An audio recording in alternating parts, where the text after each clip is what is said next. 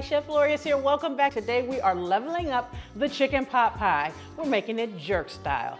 You heard me right, you don't want to miss it. Let's get it done. All right, so what we're doing is start with some chicken thighs because a boneless, skinless chicken thigh is impossible, I think, to mess up. I'm sure there's a way. I haven't found it and I'm not looking for it, but seriously, they're hard to mess up. So what we're gonna do is put some jerk paste in here, okay? You can use a regular jerk seasoning if you want. I actually recommend the paste though because it does a really good job of coating the chicken.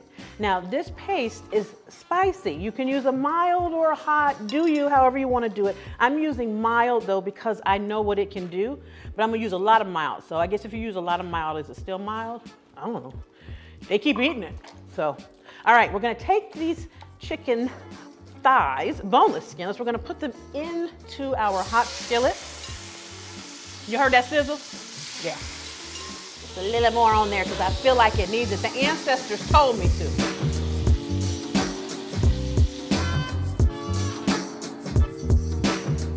All right, now that this chicken is pretty much cooked, it looks good, y'all. Don't you just want to eat it like this? But we're not because we are disciplined beings. We're gonna take this out, set it aside for a second, and go back into this same skillet with our vegetables because we want our veggies to have this same good jerk flavor. Look at that chicken. Look at it. Go ahead. Salivate, baby. Salivate. I am. All right, I'm gonna add to this some onions now. Okay, get them all in there. And some carrots. You can add as many vegetables as you want in here, but I figured, why are we acting like we really want to eat the vegetables? We want to eat the chicken, hello? But we are healthy here. Okay, we're gonna get this going. Just get these a little soft. We're not gonna try to cook them all the way through, just get them a little soft, and we're gonna add a little more paste because that's what we do. It's jerk. I told y'all that part, right? All right, let's let these get soft. We're gonna cut our chicken up and we're gonna keep moving.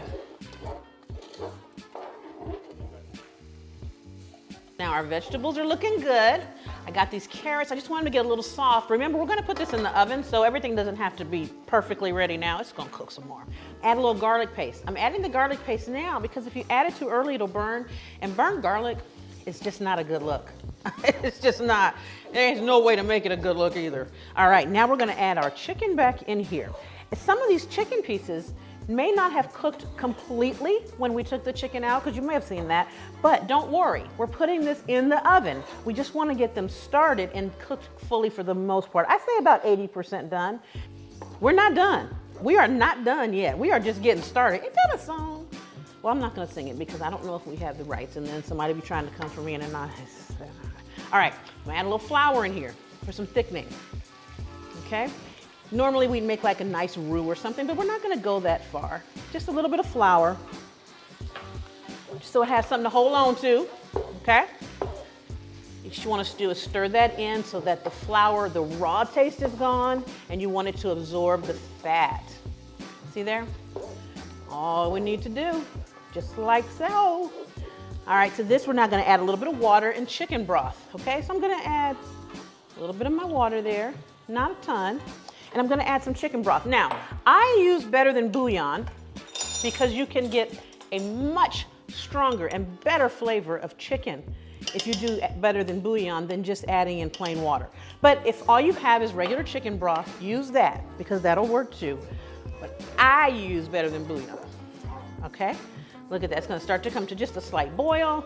That flour's gonna thicken up. We're getting a filling here. Do you see it coming together? You see it? Now, here's what we're gonna add in here last. Some dirty rice. Yeah, dirty rice without the meat because we got the meat in the pot. This is about 2 or 3 cups of rice. Add as much as you think you need, okay? You know your people. I don't know your people. I don't know how they eat. I don't know. They may need more rice than chicken. I don't know. You know, do what they do. But just make it right for them. Stir it up real good. Look at this. You see this? This could probably be its own casserole. But we're gonna take it up several levels. Oh my God, this looks so good. This one of them days, y'all, I'm impressing myself again. All right, I've got this consistency looking real good, and now I'm gonna add just a little bit of cream to it, just to kiss it. Y'all know I like kissing food. Just a little kiss. That's what that cream is. Now we're gonna get ready to get our pie crust and everything together, and we're gonna get this baby in the oven.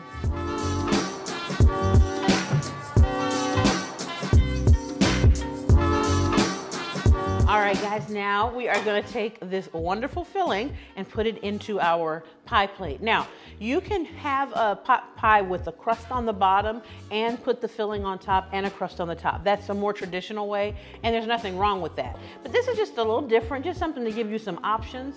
And also, I really want this flavor to come through. So we're just gonna top it with a puff pastry, give it a little cuteness to it, and that's it.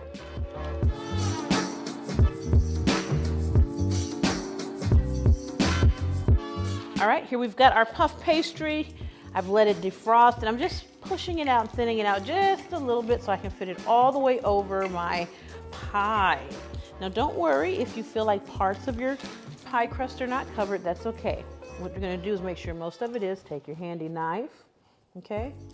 Trim away a little bit. I'm not gonna do a whole bunch of crimping and decorating because people do that, and I think it's really nice and it's really special, but it slows me down from the cooking, from the eating process. So I just make sure the pie crust is on there, and it's the puff pastry, which means it's gonna do what? Puff up. Don't need me to add to it. Gonna take a little egg wash. That's gonna make it be nice and shiny and pretty on top. I've mixed 1 egg with just about 2 or 3 tablespoons of water just to thin it out a little bit, and just brush this all over the top. After we finish this, we're gonna poke a few vent holes in there so that it can sweat a little bit, you know, and let the air out. We're gonna put it in the oven, about 375 degrees for really 20, 30 minutes, depends on how long it takes this pie crust to get done, the puff pastry, because everything inside is ready to go.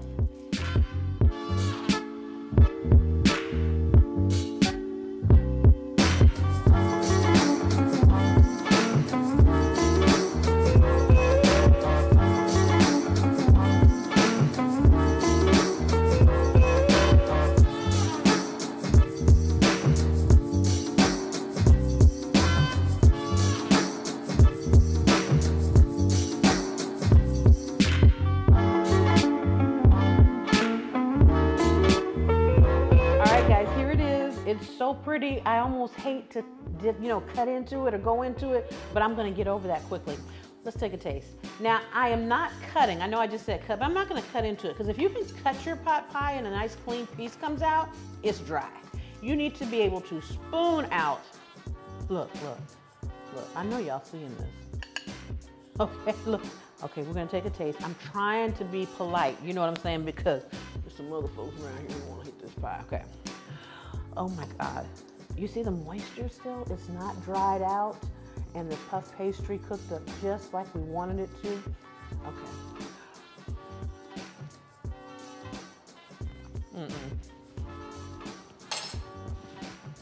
Listen. All right, y'all, that's it for today. This is amazing. Like, subscribe, and comment. Make sure you hit the bell too so you know when we have new videos coming out, because there's always good stuff, and you definitely need this in your life. Have a wonderful day. Happy cooking. I'm gonna try to eat some of this before everybody else in the room does. Bye, y'all.